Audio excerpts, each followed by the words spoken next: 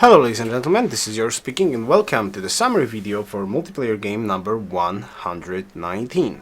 As usual, spoiler alert, if you do not want to know how the game went, do not watch this video and go to the first position of the playlist where the actual game starts. But hello kitty.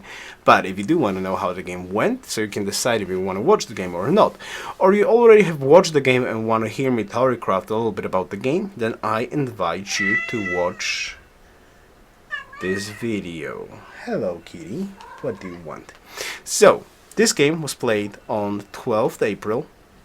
On Twitch, obviously, and I've got in this game Mr. Shu playing as Sweden, Mr. Yoruus playing as China, ASD playing as Egypt, Deja Vu Russia, and Mr. Purify playing as Mayan. And I rolled from the draft Celts, and this is my starting location. Now, it's a pretty strange starting location, but the cool part about this starting location is that it actually has the forest in here. Now, we've been figuring out what shall we do with the Twitch viewers in this particular game, and everyone, including me, was in a mood for experimentation. As usual, well, I always am very open for experimentation, and since this is Celts, and I had forest, I get quarry in here. The idea was to actually work over a combination of liberty with piety in this particular mix. And yeah, that was basically the plan. But let me show you how the map worked out in this particular game. Turn 35. Now, a couple of cool things happen and will happen from this point of the game, but first of all, let's focus on the actual map. So as you can see, I'm near Sweden in here, and somewhere around in here it said that I actually can scroll the map in here, but looking for the particular screenshot will probably take ages. So I had a Sweden in here that I was trying to block off a little bit. I was able to block him off a little bit, so, and he did not buy the salt in here, so I managed to actually have a city in here with salt. There's another city spot in here with salt as well. There's not too many luxuries overall on this particular map, but still there's quite hefty amount. So there's salt, gold, sugar, silver, I see copper in here, and there's spices here as well, and of course Mount Kilimanjaro. Now I want to take a note about this particular situation in here, because I made a horrible mistake.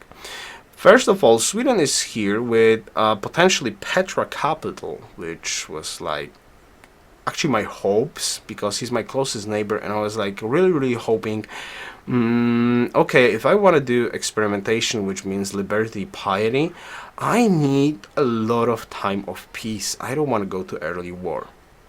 And actually, Sweden on Petra capital, I could assume that he's gonna go for Petra at some point, or will at least try to go for Petra. And thankfully, that was particularly true. If I remember correctly, he had like Great Light. He also managed to get Petra, Desert Fate Pantheon. Desert Fate Pantheon actually was quite saddening, because as you can see, I've got tons of forests. A lot of my cities actually produce Fate, and I also opened Piety. But I did not manage to get first religion. I managed to get the second religion with +2 gold from every city, and I had Quarry Fate Pantheon. I also had mosques. So I opened up with mosque, and I was trying to buy as much mosque as possible. But I did not get the first religion with height. Probably it would be a little bit better, but for some moment of the game I had huge gold problems. As usual, Liberty does that, and has a lot of gold problems before the empire actually takes into correct shape. But it turned out that on the other side of Sweden there's Russia and China, which was perfect, so I did not have to worry about Yoruus. Now on this side, somewhere in here there's Egypt, and somewhere in the north there's Mayan with Purify. Now it was a perfect location for me. I only had to worry about the early game Sweden that could try to potentially attack me. So I tried to manage a little bit of diplomacy actually there, and it seemed like he did not want to attack me first, which was perfect for me. I was obviously trying to not glass cannon like 100%. I was leading the hammers, which Liberty does. Maybe that spooked him off a little bit, but it was a risky move from my part to actually focus on tons of economy, which I was intending to do. Now, but let's focus on this particular screenshot. As you can see, I actually escorted this settler all the way in here.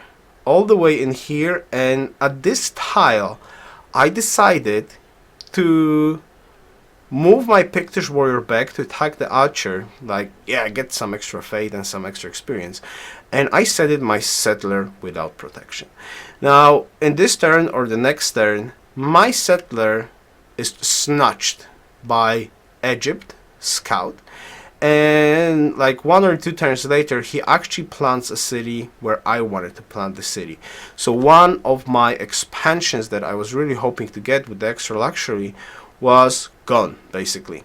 And it was quite saddening, because I could potentially just get the Pictish warrior then there, and I would be able to plant that city without any problems. But I got greedy and careless there, and providing with a very big mistake, and actually losing that settler for that extra city.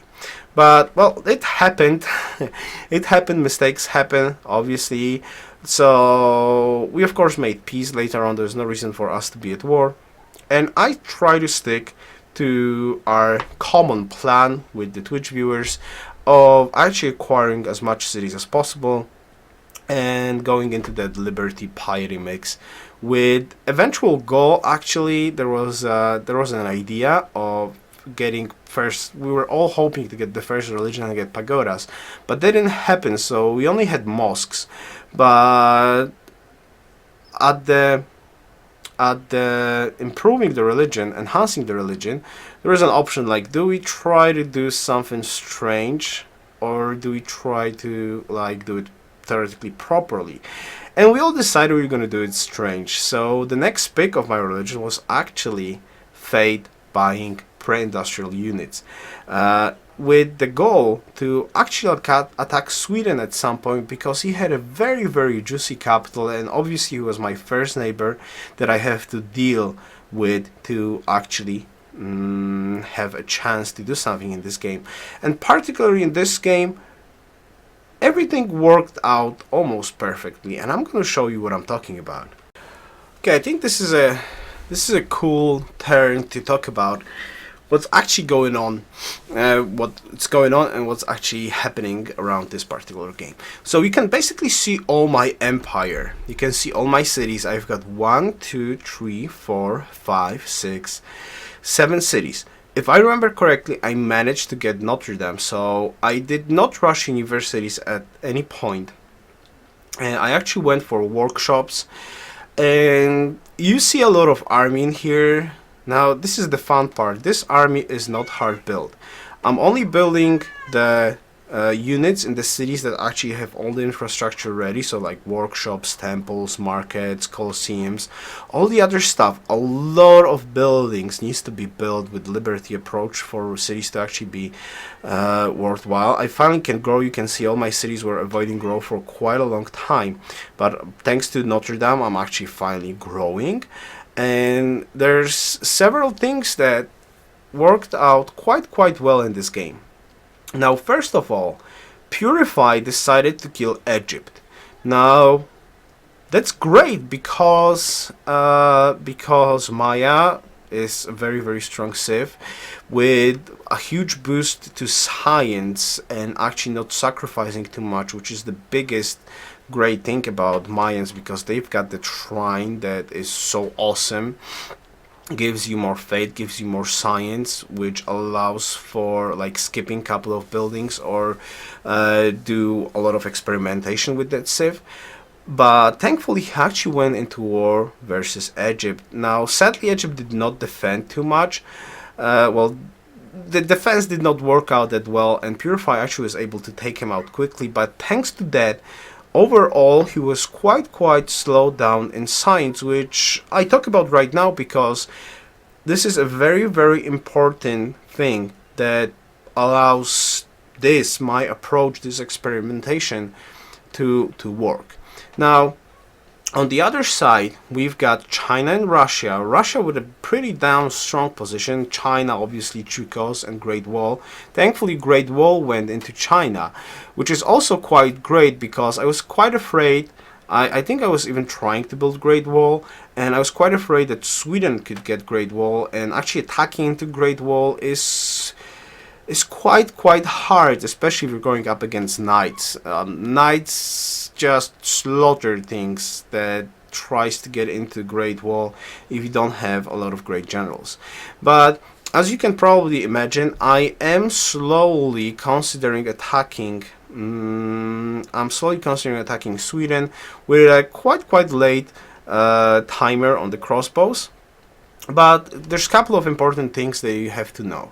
Now, I've got a lot of gold. This gold comes from actually losing wonders and Mausoleum of Halicarnassus, which actually allowed me to have a hefty amount of gold for purchasing, for upgrading into crossbows. That's one thing that worked out quite well. The second thing that worked quite well is actually using all my faith. I focused a lot of piety on piety, and I enhanced religion with buying pre-industrial units. So almost all of my armies actually faith bought. Now, why this is important? This is important because at the same time I was able to slowly get the army without the cost of hammers, and my hammers went into infrastructure like markets, temples, workshops, and all that stuff, which actually keeps my gold in the golden age quite positive at the moment. And on top of that, allowed me to get a couple of wonders, great engineer for Notre Dame, and all the cool stuff, which worked out quite perfectly that I managed to get so much stuff without actually slowing down my infrastructure too much, because overall the cities are not super great. Yes, I'm leading in hammers, that's true. I'm using actually cargo ships to boost my hammers even more, but I lost tons of wonders to Sweden. But I know that if I get Sweden, I'm okay, and I have a chance to actually win this game, because China and Russia is not really in that great shape. The only problem is Purify, but if I want to get to Purify, I need to deal with Sweden. And there's one more very important thing that happened in this particular game. Sweden did not attack me with crossbows and knights. He did not go for me. He actually attacked Russia. I was trying to talk to China and to Russia what we're gonna do with Sweden. And it was kind of strange triangle. Now, Sweden didn't want to attack me. He was more worried about Russia. China was worried about Sweden and Russia, but agreed with Sweden to attack Russia. And Russia was kind of all alone in there. So China and Sweden started to attack Russia before I was ready. And actually that war didn't go that well. So I had a couple of turns to finish off my plan. And while theoretically Sweden's army was engaged in war at Russia, I was ready to attack Sweden. And as you can probably imagine, the war went quite swiftly. 15 turns, tops, and I'm surrounding Sweden's capital. Now,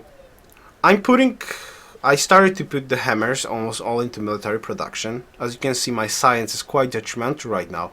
I'm also using Fate all the time to buy more and more units. So I'm actually, like, if you look at the Fate, that 76 Fate is, you can equal that into 35, 38 hammer city, right? So almost 40 hammers extra from the Fate goes into military units all the time, which is quite great, because that's like, I don't know, I think I've got 100 hammers or so. So that's at least 1/3 extra hammers into military units for free, theoretically, for free. So that's a lot of extra units. Also, there was quite problems because I surrounded the capital. I was killing the units off and off. So, for example, this general I managed to snatch because he spawned another general. He can't use the general inside his capital, so I swarmed Sweden, using that moment that he was actually fighting into Russia. Yeah, he backed up, yeah, he had knights, yeah, he had a Petra capital, but just the sheer amount of the troops that I had was just too much. He couldn't kill fast enough as I was killing his units. So as you can see, the capital is still here, but I'm focusing on killing of units because I know that I just need to swarm him, and I particularly did that.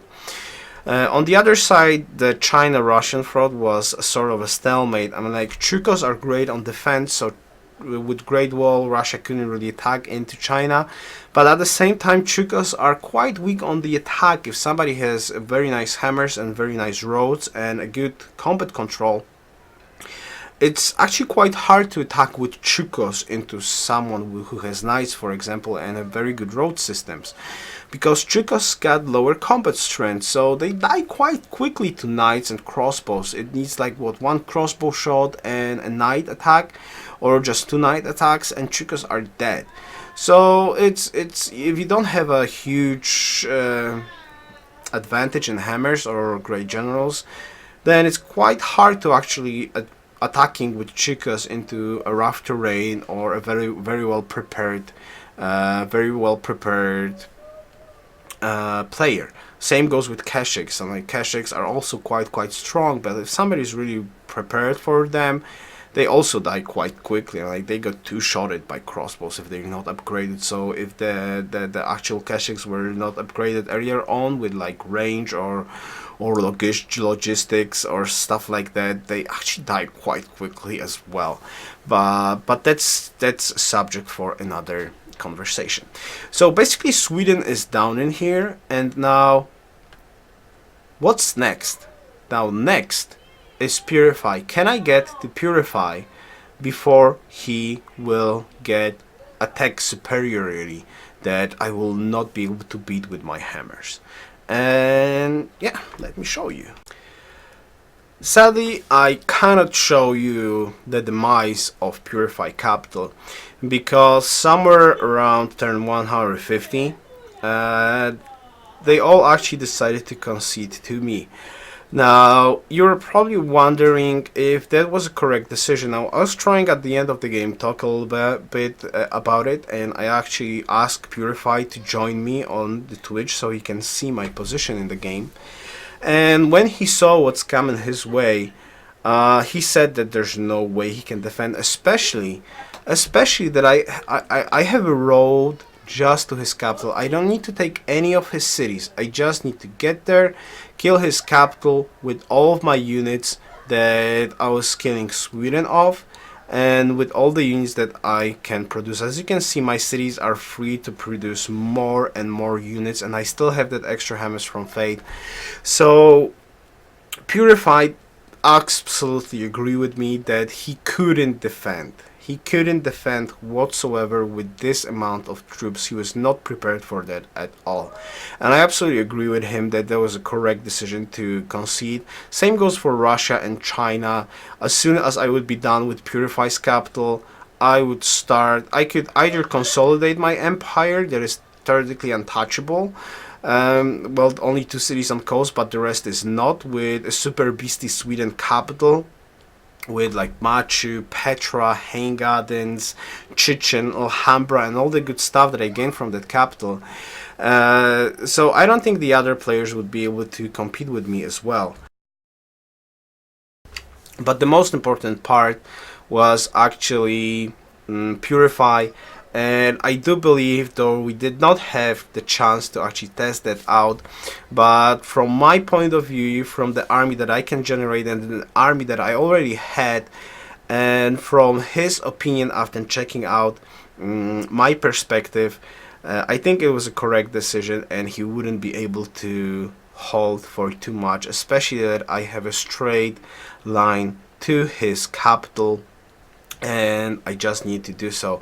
As you can see, I have a great engineer ready to get Sistine Chapelle. Soon there's going to be cellular halls. I am 2 social policies from finishing Piety, so I would be able to buy universities with fate, like 1 university per 2 turns, or more like 2 universities per 3 turns.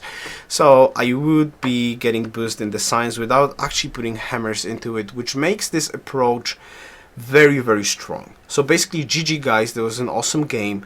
I do have to take a note, as usual, that basically for this approach to work, there was several conditions that had to be that just had to be there for it to work. So Maya's very strong civ were slowed down by early war versus Egypt, which was quite detrimental for me, because at this turn, around turn 150, if he would have peace as Maya, he could be around modern era. Maybe it wouldn't be enough also to actually stop this amount of troops, but definitely would give him a chance to actually do something.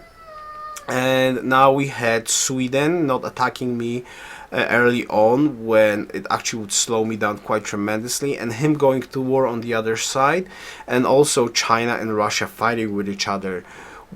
Taking all of this into consideration, also the wonders that I was able to get, this game played out perfectly, so this approach actually was viable. But as I said, for those conditions, just imagine a guy somewhere on the other side of the map with peace and quite a good land, like 4-city tradition.